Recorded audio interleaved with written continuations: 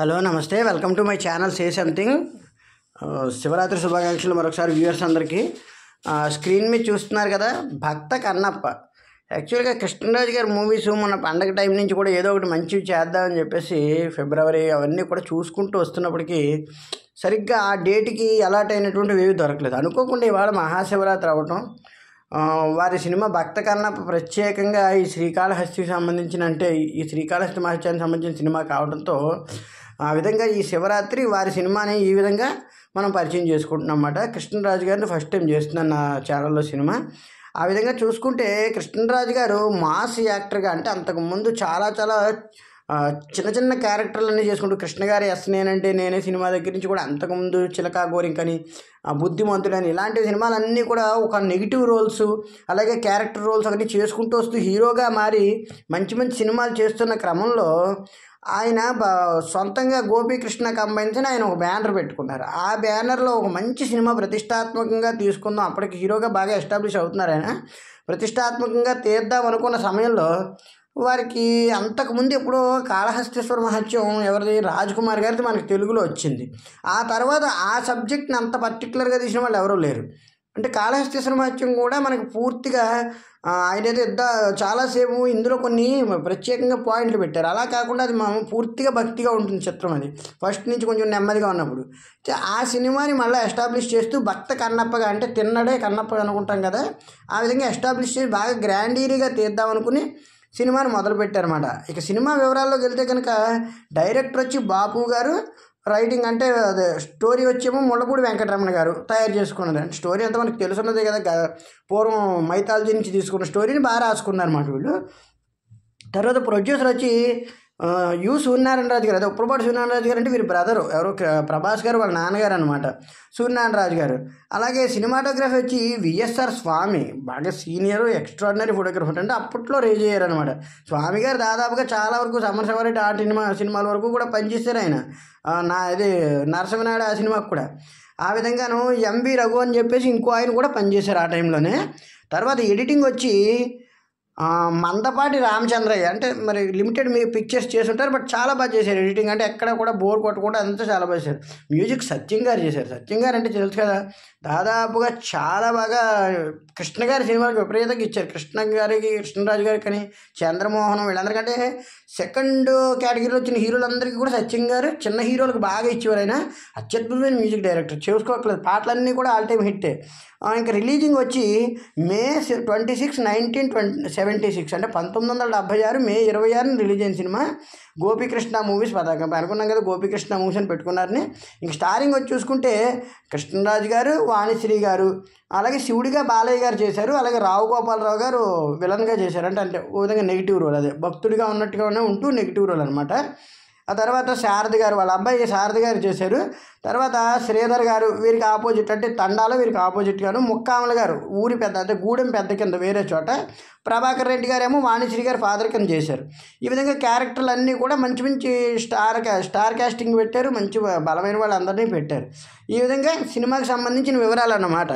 అలాగే ఇంకా ఈ ప్లాట్ వివరానికి వస్తే మనకు అందరికీ తెలిసినదే, కన్నప్ప అనే అతను పూర్వజన్మలో అర్జునుడు శివుడు గురించి, గాంధీవం గురించి తపస్సు చేస్తాడు, శస్త్రాస్త్రాలు సంపాదిద్దామని చెప్పేసి.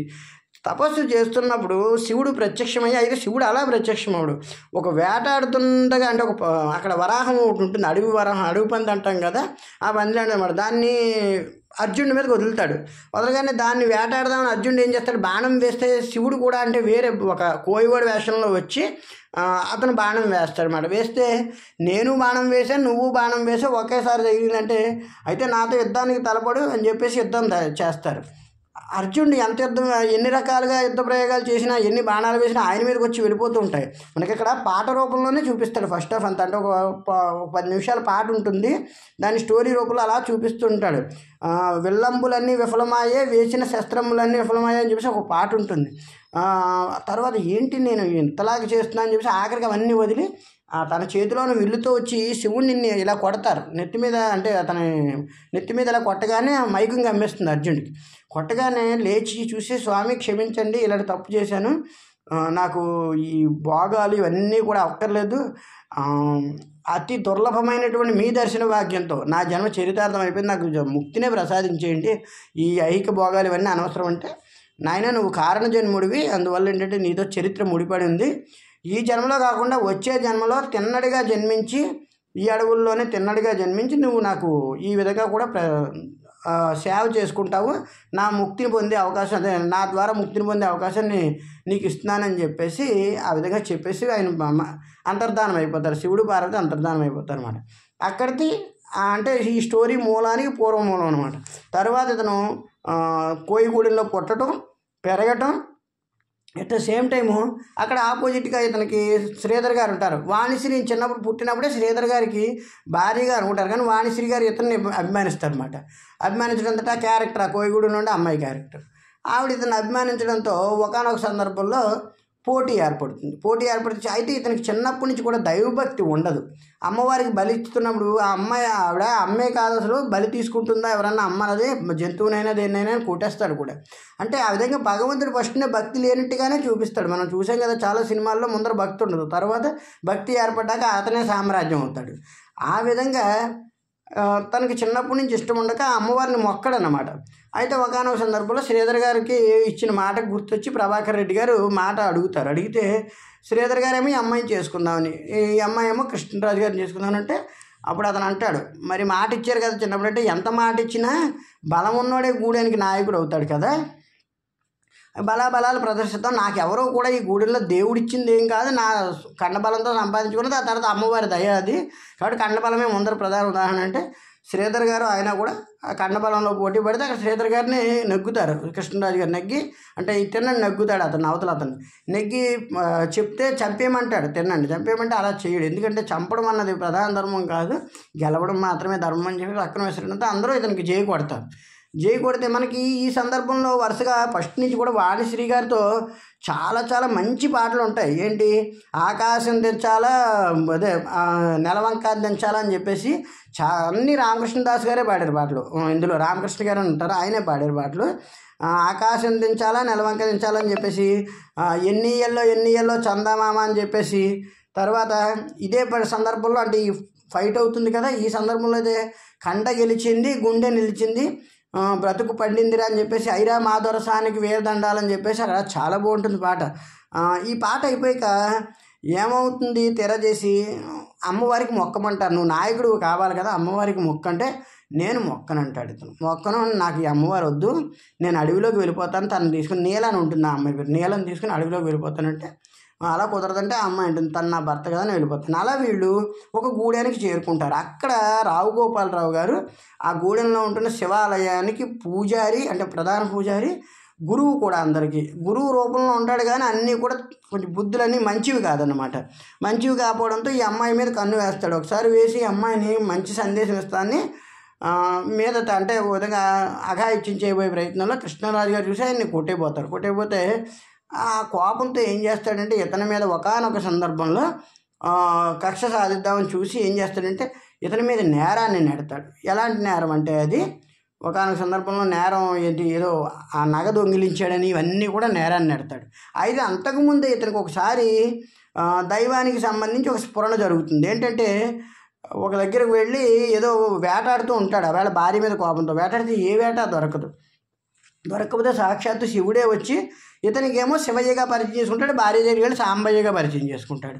ఆ తర్వాత వెళ్ళి భార్య ఏమంటుందంటే, ఏమంటే మీ దగ్గరికి శివయ్య వచ్చాడా అయ్యా అదే అని చెప్పేసి అడుగుతుంది ఎవరిని, ఇతన్ని, నీ దగ్గరికి శివుడు వచ్చాడా అంటే రాలేదంటే ఆవిడ మాట్లాడుకుంటుంటుంది. ఒకరికి సాంబయ్యగా కనబడతాను, ఒకరికి శివయ్యగా కనబడతానంటే తనలో తను మాట్లాడుకోవడంతో కావాలని ఆ శివుడే వచ్చి తన బుర్ర ఏదో పాడు చేసాడని కోపంతో వచ్చి శివుడిని కొట్టబోతే ఆయన ప్రత్యక్షమయ్యి అప్పుడు అంటాడనమాట, ఈ ఇంకా అదే అప్పట్లో అర్జునుడిగా నీ దగ్గర ఎన్నో గొప్ప వరాలు పొందాను, కానీ ఈ వరాన్ని నువ్వు ఈ జన్మలో ఇస్తాను, నాకు ఇప్పటికి స్ఫురణకు వచ్చింది స్వామి అని చెప్పేసి ఆయన కొలవడం మొదలెట్టాక ఏం జరుగుతుందంటే ఆయన సాక్షాత్ దర్శనాన్ని సారథి గారు చేశారు ఈ క్యారెక్టర్. మాడా గారు అనేవాళ్ళం కదా పూర్వం. ఆయన రావు గోపాలరావు గారు కొడుకుగా ఇందులో చాలా మంచి క్యారెక్టర్ అనమాట. అంటే చాలా మంచి బుద్ధులు ఉంటాయి, తల్లి బుద్ధులు అతనికి వస్తాయి అన్నమాట. చాలా మంచివాడు. అతను చూస్తాడు, చూసి అమ్మ అతనికి అలా ప్రత్యక్షమయ్యాడమ్మ, నేను పక్క నుంచి చూశాను, తిన్నడి కంటేనే పవిత్రమైన మనసు గలవారికి దైవం ఏ కులం మతం అని సంబంధం లేకుండా ప్రత్యక్షమవుతాడు ఆయన అని చెప్తుంది అన్నమాట ఆవిడ. చెప్పగానే ఆ తర్వాత ఉన్నట్టుండి ఆ గుళ్ళోనే ఉండి ఆయనకి ఇవన్నీ పెడుతుంటాడు. ఏవి మన ఆయన అనుకున్నవన్నీ కూడా ఏంటంటారు, అవి మాంసం అని అవన్నీ తీసుకొచ్చి పెట్టి తినమంటుంటాడు. అయినా కూడా శివుడు ఇతను భక్తికి మెచ్చి తిన్నాం. అదే పార్వతీదేవి కూడా అడుగుతుంది, ఏమిటి స్వామి అంటే భక్తులు ఏమి ఇచ్చినా కూడా నేను తీసుకుంటానన్నా, ఇది ఒక ఉదాహరణ అని చెప్పేసి ఆయన ఆ విధంగా చెప్పడం. తర్వాత కాళ్ళుతో కడుగుతూ ఉంటాడు, నోట్లో ఉన్న నీళ్లు ఉమ్మి కడుగుతుంటే అతనికి ఏం తెలియదు, కల్మషం ఉండదు, కేవలం అతనికి ఎలా ధ్యానించాలో తెలియని విధంగా అనమాట. అందుకే రకరకాలుగా పాడుతూ ఉంటాడు, పుణ్యం పాపం తెలియని నేను, పూజల సేవలు తెలియని నేను, ఏ లీల అదే ఏ నీరు తేవాలి నీ సేవకు అని చెప్పేసి ఉంటుంది కదా పాట, శివ శివ శంకర భక్తవ శంకర అని. ఈ పాట అయితే దాదాపుగా అన్ని గుళ్ళలోని మారుమోగుతూ ఉంటుంది ఎప్పటికీను ఆ పాట అనమాట. ఆ పాట పాడి అవన్నీ కడుగుతాడు, అవన్నీ కూడాను. ఆ పాట అయ్యాక ఇతని మీద నిందారోపణ పడుతుంది, గుళ్ళో ఉండి కావాలని ఇవి దొంగిలించాడని చెప్పి, అది అమ్మవారి నగలు దొంగిలించాడు. అయితే జయమాలిని అంటే ఇతను ఒక వేశ్య అమ్మాయిని ఉంచుకుంటారు, ఎవరు రావు గోపాలరావు గారు, ఆవిడకి ఇచ్చేయడం జరుగుతుంది. అయితే కొడుకు వచ్చి ఇతను కట్టేసి కొడుతున్నా ఇతను ఏదో దైవధ్యానంలోనే ఉంటాడు, ఎక్కువ శాతం అలా పైకి చూసుకుంటూ దైవధ్యానంలో గడిపేస్తూ ఉండడంతో అతను అంటాడు, చూడండి ఆ పరమ భక్తుడిని, అతను కొడుతున్నా ఏమీ అవ్వట్లేదని కొడుకు వచ్చి చెప్తే కొడుకుని తిడతాడు. మధ్యలో ముక్కామల గారు గూడెం పెద్ద కదా, అతను అంటాడు, తప్పు చెప్తున్నారేమో చిన్న స్వాములు చూసుకోండి, నాన్నగారు చాలా దైవభక్తులు అంటే. అప్పుడు జయమాలిని తీసుకొచ్చి కొడితే వాళ్ళ అమ్మ వచ్చి, కొట్టకండి బాబు, అది 1 కోటి వరాల విలువైన అమ్మాయి, అది ఈ నగ నేను ఇచ్చేస్తానని చెప్పేసి ఇచ్చేసి, అది అమ్మవారి నగ వద్దంటున్నా ఆయన ఇచ్చారని చెప్తే ఆడు గూడెం పెద్ద కూడా శిక్షిస్తాడు రావు గోపాలరావు, పోండి ఇలాగే అసలు మీరు చేసింది తప్పు అని చెప్పేసి. దాంతో రావు గోపాలరావు గారు పారిపోతారు, ప్రజలందరూ తరుగుకుంటూ వెళ్ళిపోతారు అనమాట. ఇంకా అక్కడి నుంచి వెళ్ళిన అతను రాగానే శివుడు కళ్ళనీళ్ళు దించుతుంటాడు కానీ ఒక్కసారిగా తనలో తను లీనమైపోయిన ఆయన, ఎందుకు ఎలా బాధపడుతున్నారు, ఎన్ని చేసినా బాధపడుతున్నారు సమయం, ఏ ఆకు పెట్టినా ఏ మందు పెట్టినా నీ కళ్ళ వెంట ఏంటంటే రెక్తురు కూడా వచ్చేస్తుంటుంది, అంత నెక్తురు వస్తుందంటే నీ కంటికే పోయి ఉంటుంది, అభ్యర్థి తెలిసి ఉంటుందని ఆయన కళ్ళు తీసి పెట్టేస్తాడు. పెట్టేయగానే ఒక్కసారిగా పార్వతీ పరమేశ్వరుడు ప్రత్యక్షమయ్యి చెప్పి, నాయన చిన్న కిందటి జన్మలు అంటే, అప్పుడు అంటాడు, స్వామి ఆ జన్మలో అర్జెంటుగా వరం ఇమ్మంటే ఈ జన్మలో ఇలా ఇచ్చావు, చాలా ధన్యుడు అంటే, నాయన తిన్నడిగా ఉన్న నువ్వు కన్ను ప్రసాదించి నువ్వు కన్నప్పగా కూడా ఇక్కడ కన్నప్పగా కూడా జీవితాంతం అందరికీ గుర్తుండిపోతావు, ఆ జన్మాంతం ఆ చరిత్ర వృత్తాంతమును ఇక్కడికి వచ్చే ప్రతి ఒక్కరు నిన్ను దర్శించుకున్నాక నన్ను దర్శించుకుంటారని ఆయనకి ఆ వరం ఇచ్చేసి అంతర్ధానం అయిపోతారు. భార్యాభర్తలు ఇద్దరు జ్యోతులు కూడా, దివ్య జ్యోతులు కూడా వారిలో ముక్తిలో కలిసిపోతాయి అన్నమాట, వారి ముక్తి ప్రసాదిస్తారు. ఆ విధంగా అవుతుంది. ఇది ప్లాటు సినిమాకి సంబంధించి. అలాగే ఈ సినిమాకి సంబంధించి national film award for best audiography ఎవరికి వచ్చిందంటే పి రామనాథన్ గారని ఆడియోగ్రఫీ చేశారట ఆయన. అంటే ఏంటంటే నాకు తెలిసి బ్యాక్గ్రౌండ్ మ్యూజిక్ అనుకుంటాను. ఆడియోగ్రఫీ అంటే సౌండింగ్ అనమాట, వెనకాల బ్యాక్గ్రౌండ్ సౌండింగ్కే వచ్చి ఉండొచ్చు. ఆడియోగ్రఫీ అంటే అదే బహుశా. ఆ నేషనల్ ఫిల్మ్ అవార్డు వచ్చింది ఏకంగా. అంటే చాలా బాగా, అంటే ఎలా ఉంటుందంటే ఇందులో సౌండ్ మనకి విపరీతమైన సౌండ్ ఉండదు. బాపు గారి సినిమాలు అంటేనే బ్యాక్గ్రౌండ్ మ్యూజిక్ ఎక్కువ ఉండదు, చాలా సహజంగా న్యాచురల్గా ఉంటుంది. ఆ అడవుల్లో ఉన్నప్పుడు ఇచ్చిన బ్యాక్గ్రౌండ్ మ్యూజిక్ కానీ అవన్నీ కూడా చాలా బాగా ఇచ్చారనమాట రామనాథన్ గారు. నిజానికి టెక్నీషియన్స్గా మనకు కొన్నిసార్లు తెలియని వాళ్ళకే నేషనల్ అవార్డులు వస్తుంటాయి. అలా ఈ రామనాథన్ గారు అనే పర్సన్ చాలా బాగా చేసినట్టు లెక్క నిజంగానే ఆడియోగ్రఫీకి. ఆ తర్వాత పాటలు కూడా చూసుకున్నాం కదా, శివ శివ శంకర భక్త శంకర అని. తర్వాత అలాగా పద్యాల రూపంలో కొన్ని ఉంటాయి. తర్వాత చివరిలోనేమో శ్రీకాళహస్తీశ్వర హరహర నను బ్రోవరా శంకర అని చెప్పేసి ఒక పాట ఉంటుంది ఆయన ప్రత్యక్షమైనప్పుడు అనమాట. అంటే కాళహస్తి అనేటువంటి శ్రీకాళహస్తి అనే దానికి ఇంకో కథ కూడా మనకు ప్రచారంలో ఉంది కదా.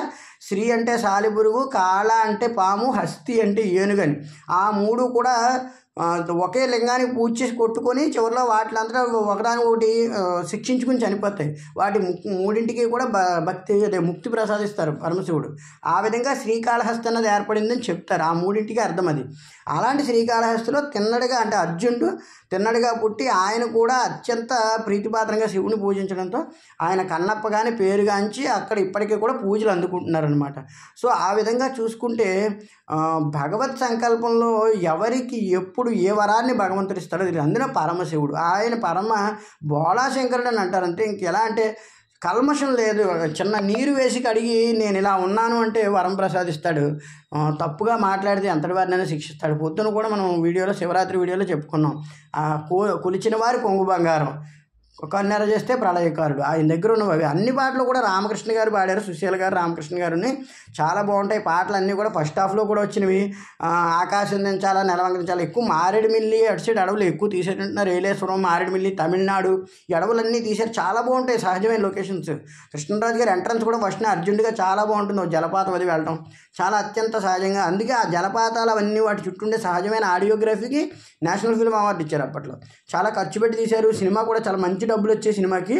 ఆ విధంగా చూసుకుంటే సత్యం గారి మ్యూజిక్ కూడా ఎక్కడ కూడా తడబడలేదు. ఆ విధంగా ఆరుద్ర గారు రాశారు పాటలు, నారాయణ రెడ్డి గారు రాశారు పాటలు, అలాగే వేటూరు సుందరరామూర్తి గారు అందరూ కలిపి రాశారు.